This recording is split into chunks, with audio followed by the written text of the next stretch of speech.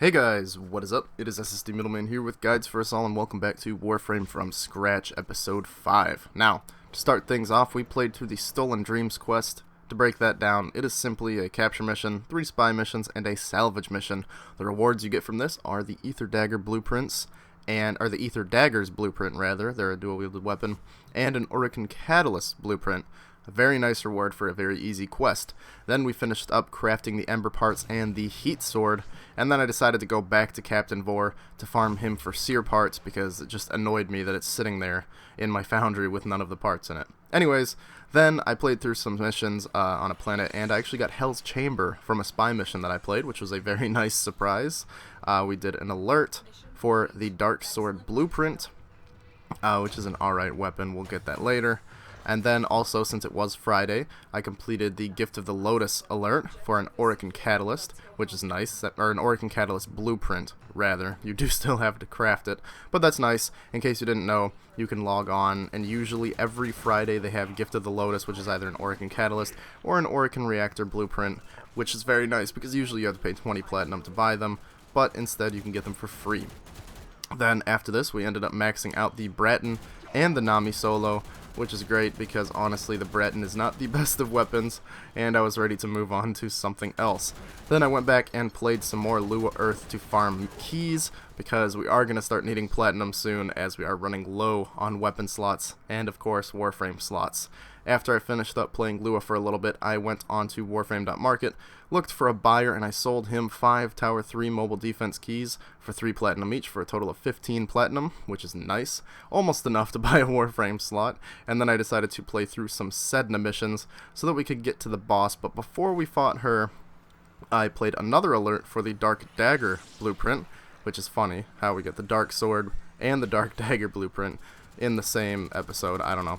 I thought it was ironic because when I first played Warframe on my main account, it took me a long time to find the Dark Sword, and when I had seen it in the alert, I thought it was just the Dark Dagger, like it was some kind of glitch. But there is a difference between the Dark Dagger and the Dark Sword. Don't be misled.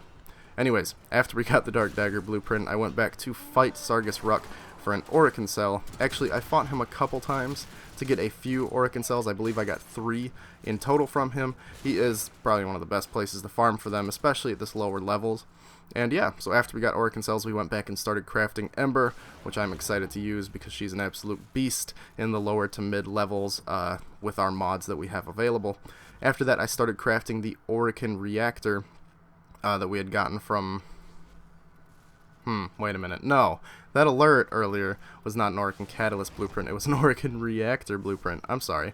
So I started crafting the Orokin Reactor that we had gotten from that alert because we're going to need it to rank up in our Syndicate. That's the next item that is required to rank up. Then I went to the market and bought the blueprints for both the Boltor and the Burston. Went back to the foundry and started crafting those because more mastery rank experience is always good. And then I continued playing through Sedna, like I said, till I got to the Kela boss fight. On my way, I actually ended up maxing out the Karak, which is nice. And then we went and killed Kela, or Kela, I don't know how to pronounce it. Lotus always pronounces things differently and it throws me off. And by doing that, we unlocked Uranus, which is awesome. I think I say that maybe way too often in these episodes. Then we continued farming Kela for the Saren parts, which took 14 runs to get. The only way I was even close to being able to beat Kela at this level was with Valkyr's ultimate. I don't think that I'd be able to even come close to killing Kela right now solo without Valkyr, so thank you, Valkyr, for being insanely overpowered in my opinion. I love you.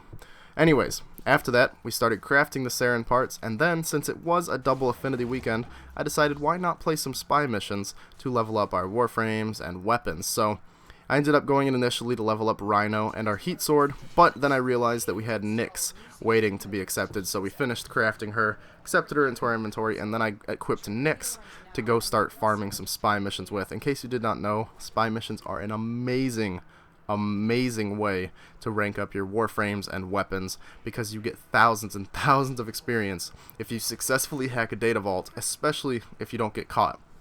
Now, in these missions, I was getting 4,000 if I didn't get caught. I mean, if I did get caught, and 12,000 if I didn't get caught. And that's because it is a double affinity weekend. You will be getting half of that, obviously, on a non-double affinity weekend.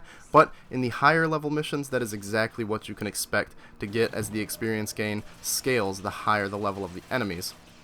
Now, I ended up leveling up Nyx to not really high, maybe level 6 or 7, and the heat sword's almost maxed out, but I did notice that we had enough experience to start our mastery rank test, so we took that and got to mastery rank 5. And that will conclude this edition of Warframe From Scratch. Thank you guys very much for watching. If you enjoyed, please leave a like rating down below and subscribe to see some more videos in the future, and I will see you next time. Goodbye.